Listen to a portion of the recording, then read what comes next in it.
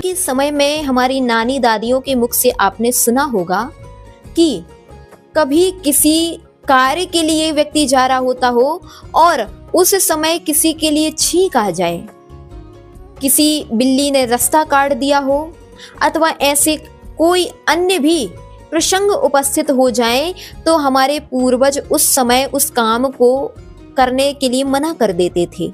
आखिर क्या कारण है कि ऐसी क्रियाएं हो जाने पर वह शुभ कार्य का निषेध किया जाता था? तो हमारे शकुन शास्त्रों में इस बारे में विशेष वर्णन आता है कि हमारे शारीरिक क्रियाओं का प्रभाव पड़ता है अगर आगामी समय में हमारे साथ शुभ और अशुभ घटना होनी होती है तो वह हमारे शारीरिक क्रियाओं से अथवा दूसरे के शारीरिक क्रियाओं से पहले ही वह उपस्थित हो जाता है।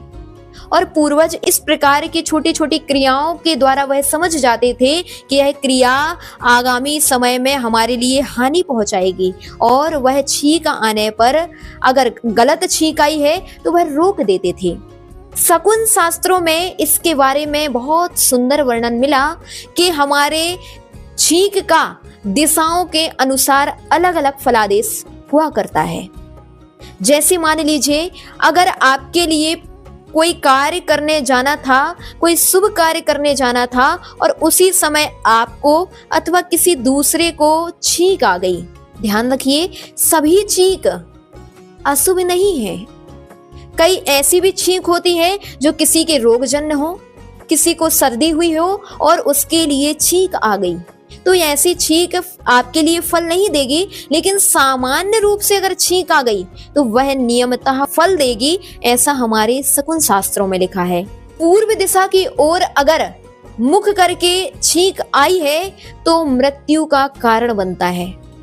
पश्चिम दिशा की ओर अगर मुख करके छींक आई है तो मिष्ट भोजन की प्राप्ति होती है।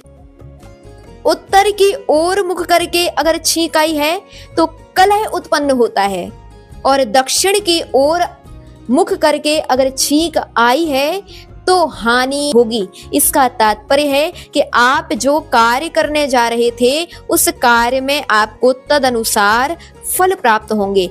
इसके अलावा अगर हम विदिशाओं के अनुसार देखें तो ईशान दिशा की ओर मुख करके अगर छींक आई है तो धन की प्राप्ति होगी, वायव्य की ओर आई है तो संपदा की प्राप्ति, नैऋत्य दिशा की ओर आई है तो शुभ है, अगर आग्नेय की ओर मुख करके छींक आई है तो शोक की प्राप्ति होगी, ऐसा हमारे शकुन शास्त्र में लिखा हुआ है। इसलिए इन छींक को लोग सामान्य जो समझते हैं वह सामान्य नहीं है, बल्कि हमारे आगम के अनुसार, जैन शास्त्रों के अनुसार, शकुन शास्त्रों के अनुसार वह क्रियाएं भी आगामी समय का फलादेश करती हैं। उन क्रियाओं से आप समझ सकते हैं कि आगामी समय में हमारे साथ शुभ होगा अथवा अशुभ होगा।